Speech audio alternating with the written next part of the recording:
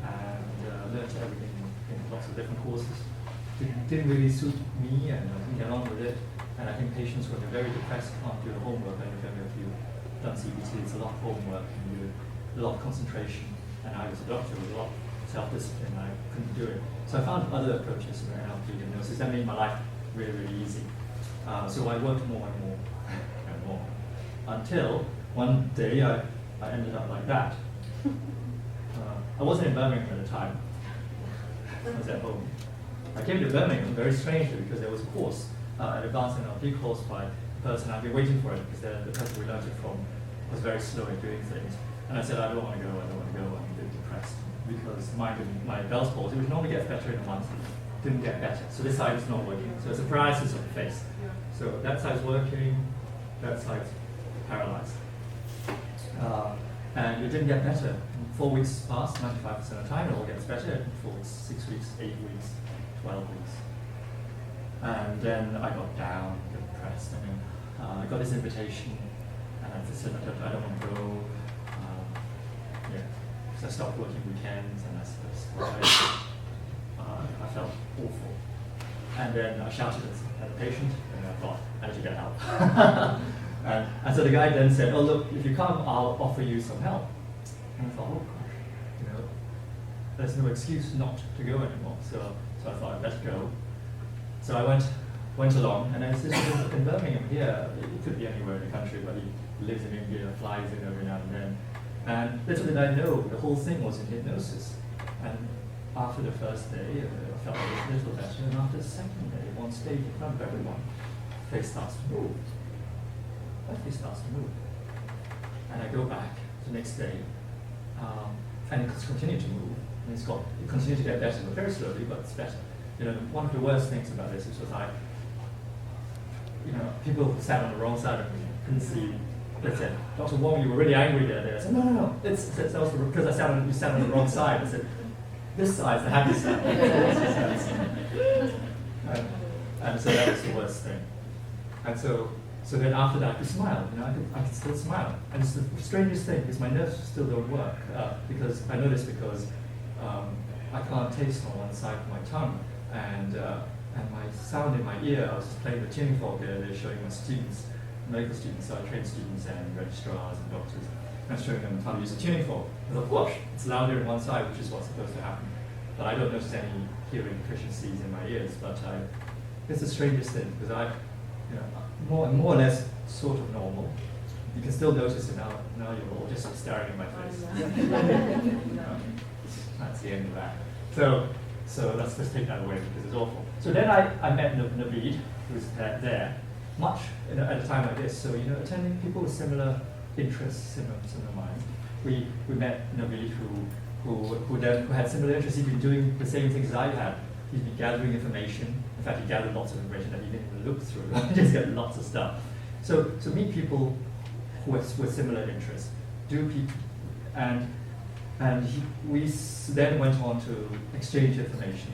And we said, look, what is happening? It changed my life because in medicine, the whole time we've told you, nerves can't recover. That's it.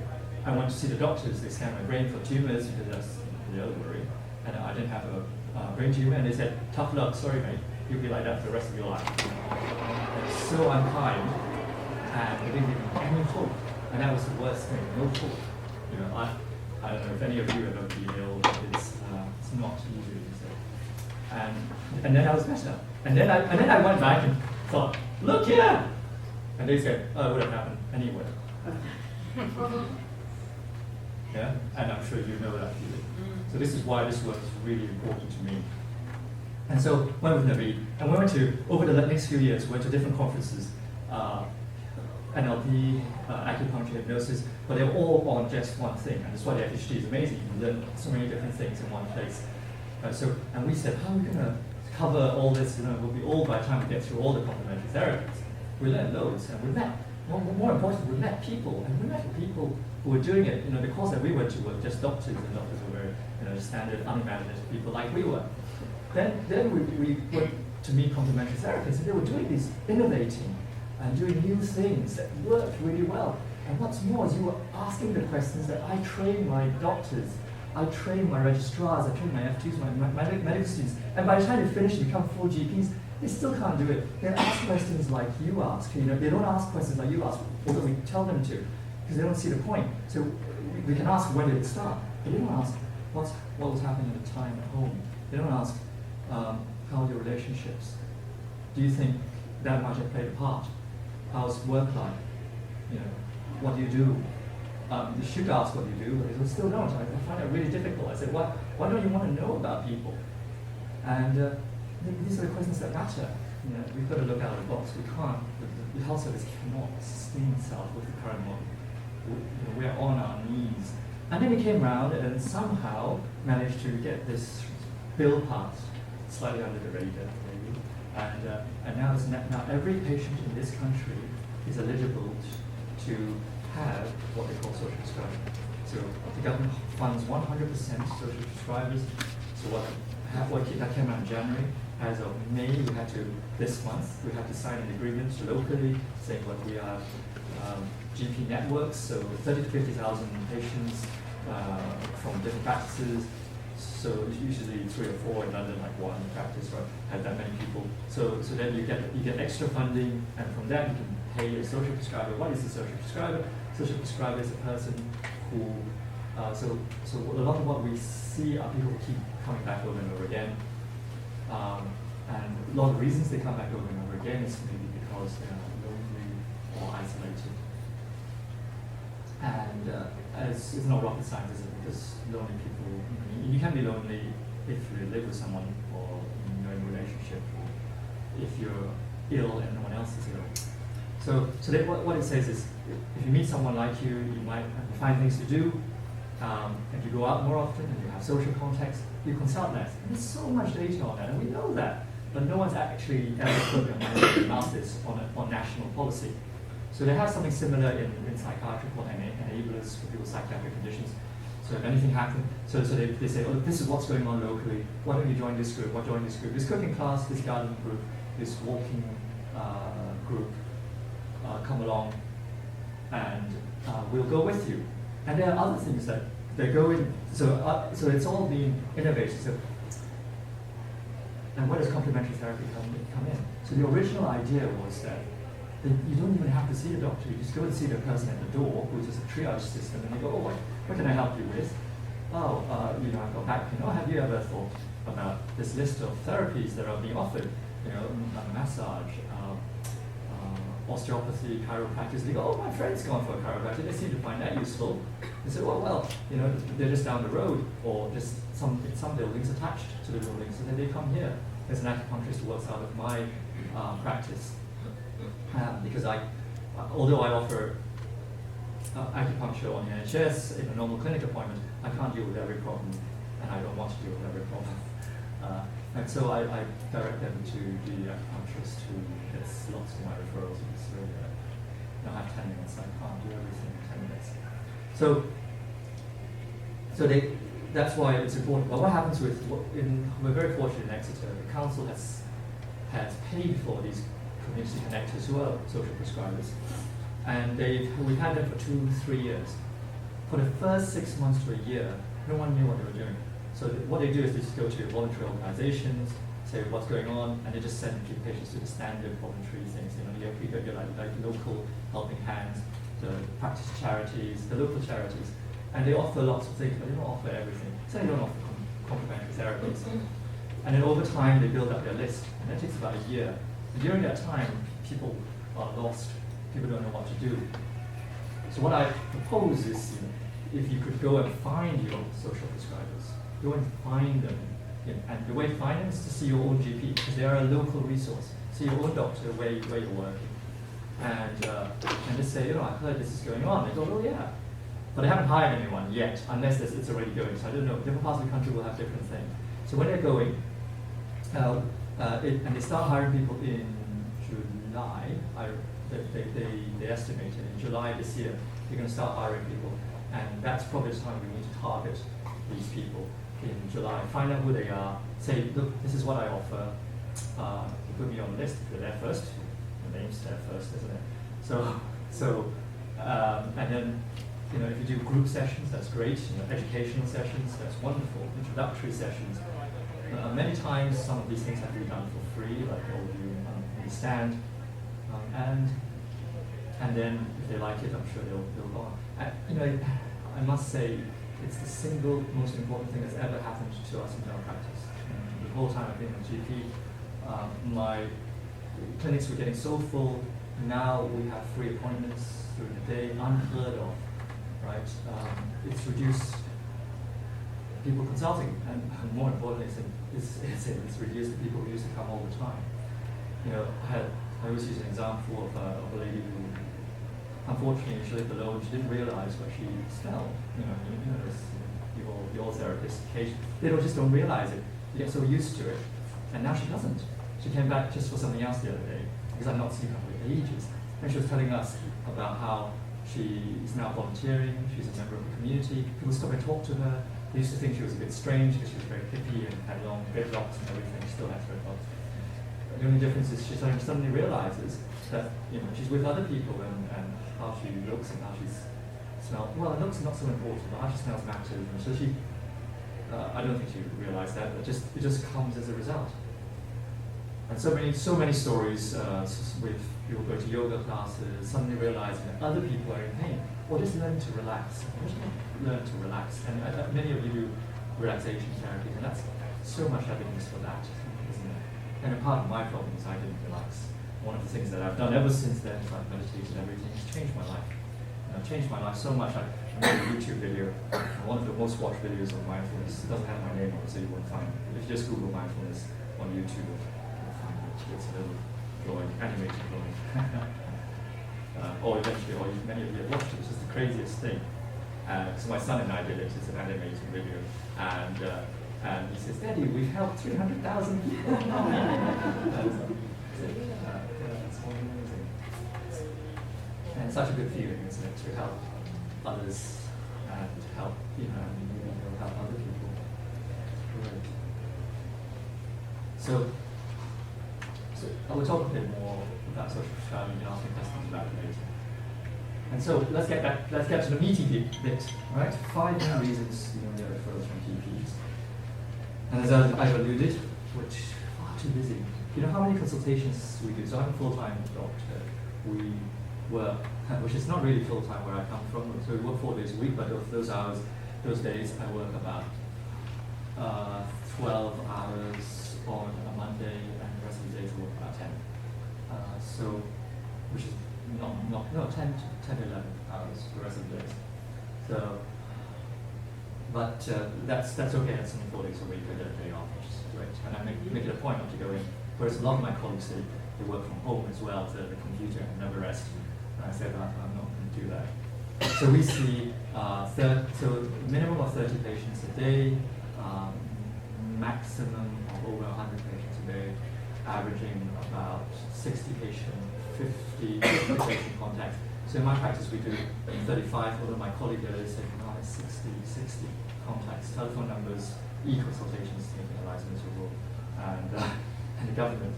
You know how the government designs everything for London, right? They want a quarter of all appointments to be online, which is really discriminatory in my area, where they're all retired and there aren't. I know civil servants are a thing, they're not such a thing. So it's quite slightly unfair, but that's the way the government makes policy. And so anyway, we've got all these e-consultations. Personally, I don't believe in Skype consultations. I think there's some young demographic, but all of you, I think, appreciate the one-to-one nature, being with someone. I think that makes a huge difference. But they're trying to manage workload, and that shows, that's one of the things, they're trying to manage workload. And I think people should have an understanding of this. And you watched the Panorama program, didn't you? There was a Panorama program last week about how if this GP in Plymouth, if she left her practice, it was awful for them. They'd been trying to recruit for 5 years, unable to recruit. And it's just a vicious cycle. So because why would you go to join a practice where there are 2 doctors down? Because you're going to be working, you're going to be covering an extra doctor. And then when there are 3 doctors down, you're covering 2 extra doctors. When you can go to another practice down the road, you're only replacing the doctor, and you're doing your own work. Why would I get paid the same as everyone else, or slightly more? But the stress is, as you can tell, can kill you. So I'll tell you why that's important later, about what you can do. And so they don't know about what you do. So GPs don't know about complementary therapy, and that's really obvious at the conference. They came and they said, and they were so shocked. They were so shocked. And we're like, well, they said, why won't we talk about this? And to be fair, this is in the medical school curriculum. They do recognize that people seek out complementary therapies, but it's just shoved into what they call special study units, which I lead a couple. And that's another way, which I haven't added to this, in approach to universities, and they have small funding for special study units, but small but quite good funding. I think they, in my area, if you join the medical school, if you ask the medical school and tell them they're offering these things, I think they pay about £1,000 for 3 weeks, or £500 for 3 weeks with a complementary therapist. And they come to you for three-hour sessions. So they're quite reasonable rates of pay, but different pay, different. I've been told in Nestle they don't pay anything, which is slightly, they don't work for them. So I told the doctor, I said, and the doctor was telling me, he says, don't pay anything. I said, well, I think you can't really work for free.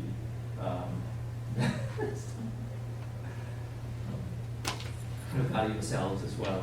And one of my things is now knowing what you guys do, like massage therapists, and for an hour, you're just slogging away. Because with the acupuncture, I learned to touch people, to feel for problems, and then have a bit of skin pressure, a bit of massage. It's hard work.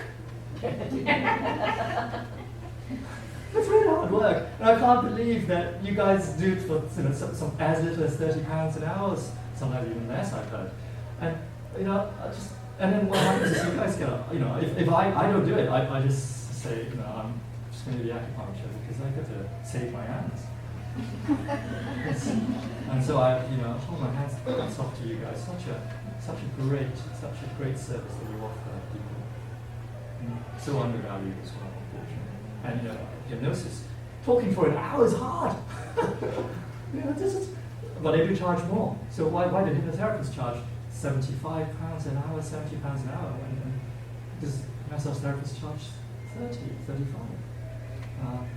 I think 45 is quite reasonable. I think 40 as well. I think some people are 30, 45, but I think people value that. And people value it a bit more. I think there's lots of research on people paying for things. We'll talk about that. So they don't know about it and they can't recommend it, which means you start educating them. And GPs don't trust you. Right? You don't know this, but, unfortunately. So they don't know why you're there. They think, and that's what we found out. We found out, gosh, they're just like us, even better, like even better people. Because I went to medicine not to help people. I might have said that for my interview, but really I went there because, like many of other people, when you're 18, you don't know what you want to do when you're 18 or 17. You start early. You start planning for it. When you're 14, you start doing voluntary work. You start racking up different things, and you don't know. You just think it'd be a good idea because you're good at studying. Good at regurgitating. My dad is a civil engineer. He goes, well, why do you do all this? Maths is so easy. You just derive formulas. So what do you mean? What's differentiation? He says, it's a quantum mechanics. What does that mean? And he goes, well, what do you do? I said, I just memorize the formulas. You have no idea how easy that is for me. This is what they're like 20 years. I can memorize anything. So it's just the next big challenge. For a lot of us, it's just the next big challenge. And then what happens when we finish it? We get depressed because we don't do it for the right reasons. We get stressed, and then we say, oh, well, at least we can earn a lot of money from it, so you work harder and harder, but you don't really earn a lot of money. And then you lie to yourself, and then many eventually learn to like it, but then many drop out. And one of my, I feel really sad because some doctors, you've read, they kill themselves, and they get depressed, and they leave medicine, and they get stressed very easily. They're stressed. And I'll come to that a bit later. So they don't trust. And then everyone tells you that we are doctors, we have this right to treat everyone, and no one else knows anything. Everyone else can do their own harm, right? So because it's like a little cult, isn't it? Right? And well, that's like anything, and therapists might even be the same. In a small bit, massage can cure everything, and some people truly believe that, rheumatoid therapy. come from. In German, there's what one S. They've got some screaming character, even though why on earth? It might be good, but I can tell you the evidence for that in anger therapy. There's lots of research. Anger is not the way forward. I mean, they tried it because it makes sense, doesn't it? You punch something, you hit something. I mean, even some doctors recommend it, but if you look at the research, every study they've ever done, in every religion, anger is not a good thing necessarily. It might be a good driver to do something else, like get you forwards, but just lashing out is not very helpful. Yeah, but that's a different story. So they know your intentions, they tell your qualifications. I don't know what they mean. I really don't know what they mean. There's so many different bodies offering qualifications. Don't know what they mean. So many. Someone asked me the other day. I was staying with my friend who's a doctor here in Birmingham, and he goes, "But how can we trust acupuncturists?" I said, "You can trust almost every acupuncturist here as long as they're registered." But then there's again a few different bodies. So they tell them what the bodies were, and I said, "Look, their training is like more than my training, certainly. 4 days." But if you look at the research, you don't really need a huge deal as long as you know your anatomy and you don't make a mistake. You're all right. So, and you don't know how you're regulated, because we are so strictly regulated. I know that's what defines us. We can't just sneeze and you're under investigation. I don't know if you read this, that Asian doctor investor, and she got, so there's a big thing among the press, they just crucified her. Can I say it? Because she's foreign. Right? She said, no, she's not even, it's terrible. Not because she's that. So she took the fall, and it was all, they just crucified her, struck her off with that. And it's the first time we ever contributed to anything online. This is such injustice. And they were just lay public. All the doctors could see. She was the only doctor in this situation, and she wasn't even there when the child died. It was a nurse who gave the medication. It's like, and they blamed the doctor. And what happened? Just do lots and lots of things just to make it safe for the public, for the public to see that it's safe to be a doctor, to see your doctor, which is really important, right? It's really important. But you don't know how you're regulated. They don't know the fact that they can refer, like my friends were talking to them last night, that the doctors can recommend or refer to complementary therapists. And do you know that? You know that it's in our GMC. In 2015, they changed our guidance for referrals to colleagues. If you look under, I think, working with colleagues, GMC, and you put GP just put doctors referrals to complementary therapists. And it says now to refer to PSA regulated, PSA accredited practitioners in complementary therapy. The FHT is PSA accredited. So is the CNHC. And that's about the only two. I mean, there's a few more if you belong to a very select subset of people. And of course, we can refer to chiropractors and osteopaths because they are nationally statutorily regulated, whereas complementary therapy is voluntary regulation. So that's one. Sorry, is that just GP? No, all doctors. All doctors. It's under our GMC, General Medical Council regulations. And they don't realize this. I didn't realize it. They're almost independent practitioners. So the NHS. So how I work is I am a self-employed. I am a partner in a practice. So we are run, and people who are self-employed are employed by the practice, employed by people like me. I employ salary doctors, but you're separate from the hospital. Hospitals, you've got regulation with your managers, your clinical directors. The bigger the organization, the more difficult it is to influence. So they can't say things out of line necessarily. Some people can, but most people can't. So, and again, they don't see, they see a subset of people who are different and more different. So they have to do their scientific things. Sometimes they have to operate. They don't always have to do things. And yes, they do too much of what they do. Let's just work from the bottom up. Let's talk about that. One way or this. So getting to the door. So I would say you can call the practice manager, right? So the thing is, don't speak to the doctors because they don't have the time to do it. They don't have the time. Staff So ask them about staff meetings or staff development. So we have practice meetings staff meetings every.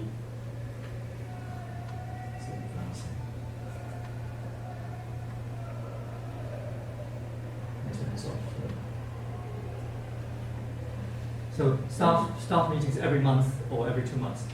So my practice is an average size practice, about 8,000 patients. We have about 40, 50 people coming. We've invited complementary. Staff meetings are really boring. So we've invited complementary therapists coming, give a bit of a talk, we've invited, they've asked to come, and then we said yes. Can you do it in half an hour? 15 minutes is probably too short, so we say half an hour, 45 minutes. I know it's really short for a lot of what you guys do.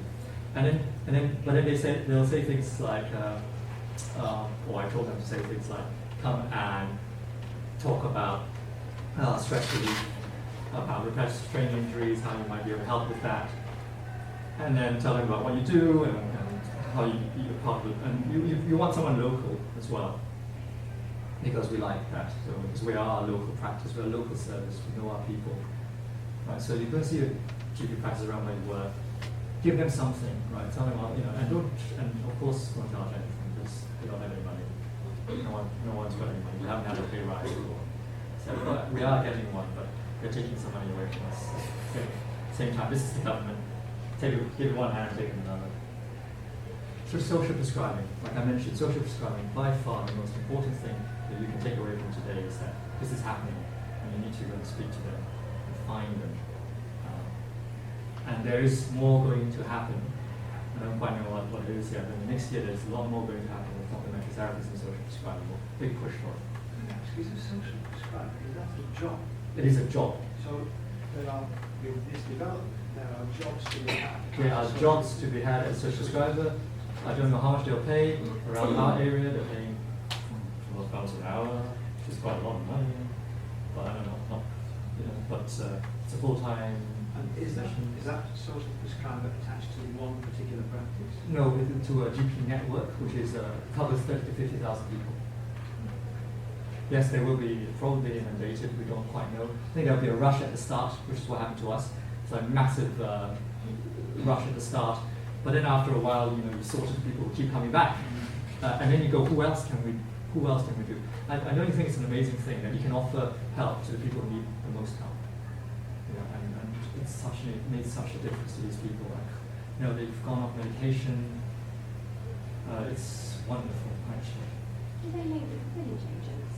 Because that seems to be a bit of an overlap. Do they link with village agents? What are village agents?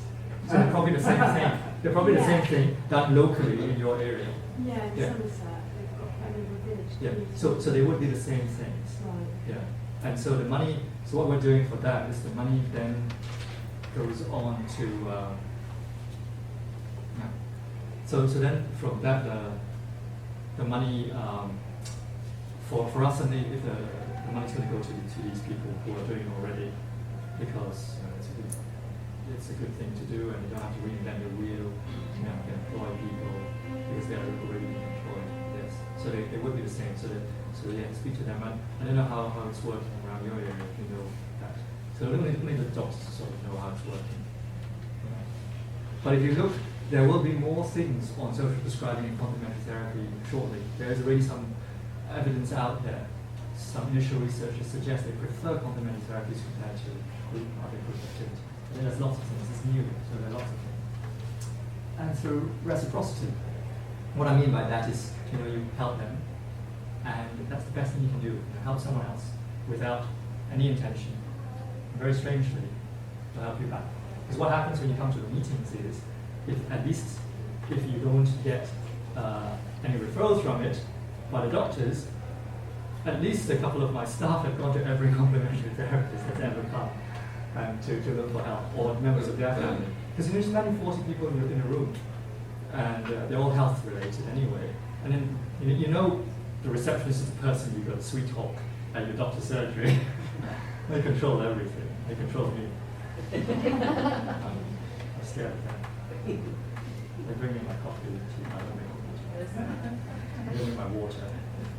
Give me my biscuits. And so and then they control who comes in and who doesn't. So they're the people, and they usually live locally as well, and they all, they've had a really good experience actually. And it's something different because our staff meetings was very boring. And they ask when's the next person coming, because I've got so much to do. And then once you do that, once you've done one, you can do others. So while you're there, you have to gain credibility.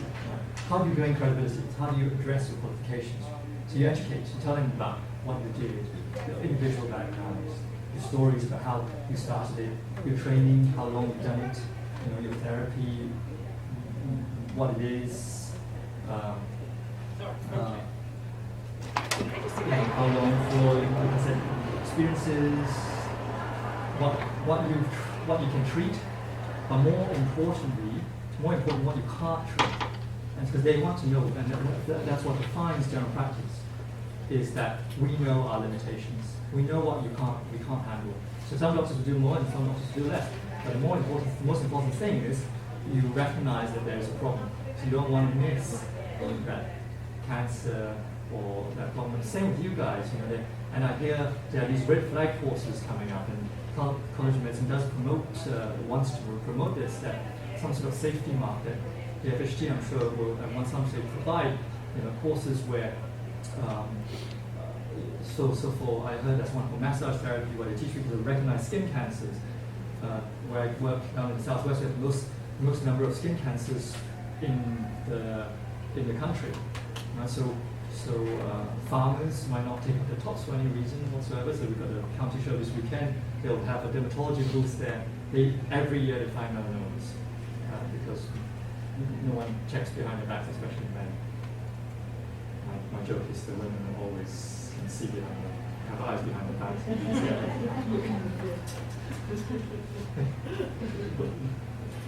So they do. It's a very strange statistic. Men we find cancers all the time on their back because they just never look. I don't look this far on my back, whereas women do. Why would you? When I see the trousers look okay,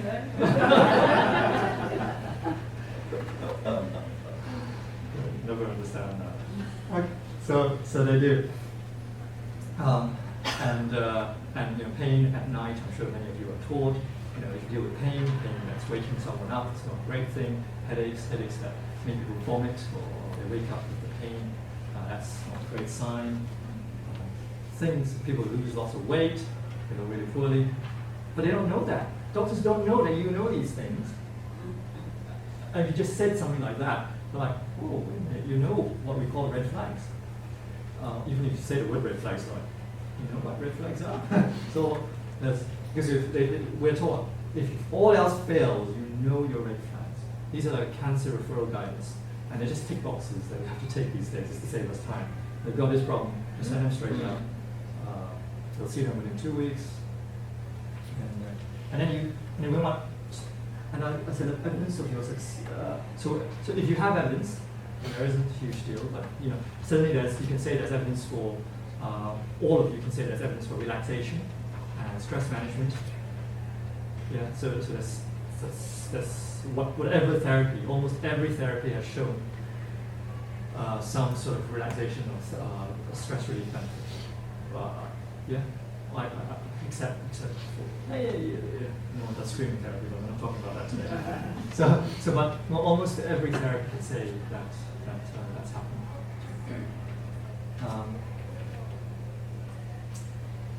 Success stories, just like stories. Taking people on medication, they've been on things for ages, they spent years in pain. We want to know these things because we want to know what else we can do with the person who keeps coming back over and over again. What else can we do? Ending up in hospital and we don't know what else we can do. And people like aromatherapy, they like massage, they like other things. And things we don't know what they are. So your regulation, your insurance. So tell them about this thing, the GMC recommendations for referrals. You can type it out and give it to them. They'll print it out, it's online. And they'll be shocked. Like your brother would be. Now you go home and show because where's the evidence? And you can print it out. and help them help you, which is how you do that is you then at the end, not at the start, at the end, then give your business cards, leaflets, whatever, because they'll ask for some information, and that's kind of happened every time they come to our practice. The staff ask for it, you don't even have to. The doctors don't necessarily ask for it, the staff will ask for it. So they'll say, bring it in, and then the simplest thing is to say, look, you don't have to give discounts. So just say, just give the practice name, and I'll give you a discount. And they really value that. And that's what they did in my practice. They really value that. And certainly their family members then get referred, and friends, say 40 people in the caring professions. That's great. And someone, I was at MTI conference last week, and someone said, oh, I watched the Panorama program, and no one looks after the doctors. I feel so bad. No one's looking after them. She goes, from now on, I'm going to go back, and I'm going to offer one free massage session to the doctors once a month. And I went back and told my colleagues, oh my God, they said, we don't have that. And so just, because everyone's so stressed. And it's such a motherly thing to do, and then, how can they refer to you if they don't know what it is, right? And they thought, and everyone I've spoken to thinks, God, that'll go down so well. And just imagine how well it'll go down. You start becoming friends, and these people start saying, and you can start talking to them about anything, and they'll start asking you for opinions. That's what happened to FHT.